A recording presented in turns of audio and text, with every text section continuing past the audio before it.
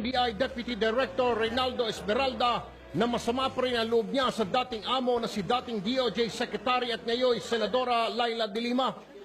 Sinibak ni De Lima si Esmeralda sa NBI noong 2014 kasamang isa pang Deputy Director na si Raul Lasala dahil umano sa kaugnayan nila sa tinaguriang pork barrel scam queen na si Janet Napoles. Itinanggi ng dalawa ang paratang at naglabas pa ng CCTV footage kung saan makikitang bumisita si Napoles sa tanggapan ni De Lima. Illegal yung ginawa ni De Lima sa amin. Career officials kami nila Sala eh. Diba? Wala kaming kaso, hindi kami investigahan, wala kaming trial. Urada-urada, pinalitan kami. Walang due process doon, yung dinadaing niya na walang due process, kalukuhan yun, siyang kagagawan nun. Pero ayon kay Esmeralda, bago sila natanggal sa NBI, ay may hawak na silang ebidensya tungkol sa umunay pagkakasangkot ng senadora sa drug trade sa Bilibid. Nasimulan na raw nila ang investigasyon pero bigla silang sinibak ni De Lima. Dapat natapos namin kung hindi kami inalis niyan eh. Kung ano mga pronouncement ng presidente natin, yun ang tumbok namin noon. Kinumpirma rin ni Esmeralda ang pagiging malapit daw ni De Lima sa kanyang driver na si Ronnie Dayan. Aniya, si Dayan umano ang mga nilalapitan ng mga opisyal na gustong magpapromote kay De Lima. Kung ahente pa, kung prosecutor pa, basta any agency for that matter under the Department of Justice. Kung gusto mo na magandang assignment mo, lapitan mo yan.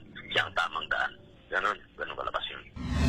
Handa naman daw si Esmeralda na i-turn over sa pamahalaan ang mga hawak niyang ebidensya. Pag nakumpleto ko yung akin lang, wala akong connection kay Presidente, yung sarili ko lang. Pag nakumpleto yun, ito-turnover ko sa kanila yun. Pero ang senadora itinanggi ang paratang ni Esmeralda.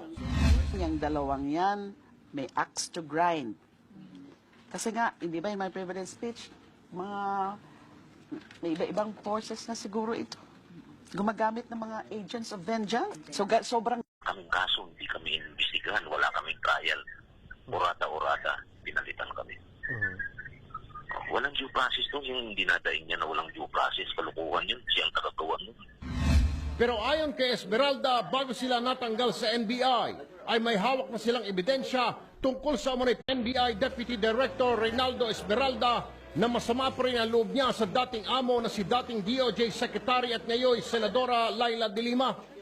Sinibak ni De Lima si Esmeralda sa NBI noong 2014 kasamang isa pang Deputy Director na si Raul Lasala dahil umano sa kaugnayan nila sa Kinumpirma rin ni Esmeralda ang pagiging malapit daw ni De Lima sa kanyang driver na si Ronnie Dayan. Aniya, si Dayan umano ang mga nilalapitan ng mga opisyal na gustong magpapromote kay De Lima.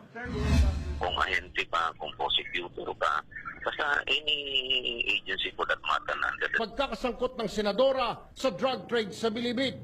Nasimulan na raw nila ang investigasyon pero bigla silang sinibak ni De Lima. dapat natapos namin kung hindi kami inalis niyan eh.